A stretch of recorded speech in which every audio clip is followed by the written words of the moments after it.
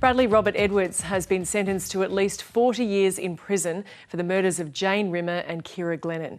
Edwards was found guilty of two of the 1990s Claremont killings earlier this year. Reporter David Webber joins us now from outside the Supreme Court in Perth. David, take us through the sentence. Well, Gemma, there were 7 crimes that he was found guilty of. He had pleaded guilty to some crimes before the murder trial began. And let me just go through them. 40 years for the murder of Ciara Glennon, 40 years for the murder of Jane Rimmer, 12 years, and 3 years in relation to offences committed in 1995. There was a woman that was raped. She was abducted from near Claremont and raped in Karrakatta Cemetery and basically left there.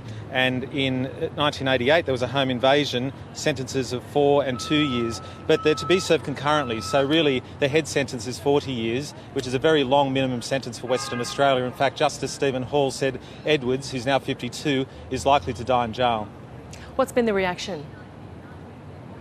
The reaction in the courtroom was quite exuberant. There was a lot of applause just after the sentences were read out. It had been an emotional hearing. There had been some tears from victims who gave impact statements in the court, and police were very pleased with the result. This is some of what Police Commissioner Chris Dawson had to say.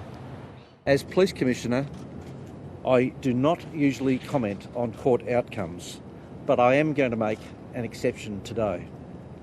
It is my sincere hope, for the sake of victims, for the sake of the families and friends, and indeed for the safety of our community, that Edwards will never be released from prison. David, is there likely to be an appeal? There could be an appeal against the sentence and the conviction. We haven't heard yet.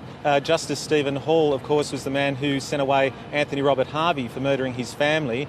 He ordered that he never be released. Today he said that he didn't think Edwards should be ordered to never be released, but did set a non-parole period of 40 years, which does mean that he's very unlikely to get out in any case. So while there was that discussion about, whether he shouldn't be released or what category the crime fell into, perhaps that 40-year non-parole period does prevent a successful appeal against the sentence. But it is possible there could be appeals against the sentence and the conviction at this stage. Reporter David Webber outside the Supreme Court in Perth. Thank you.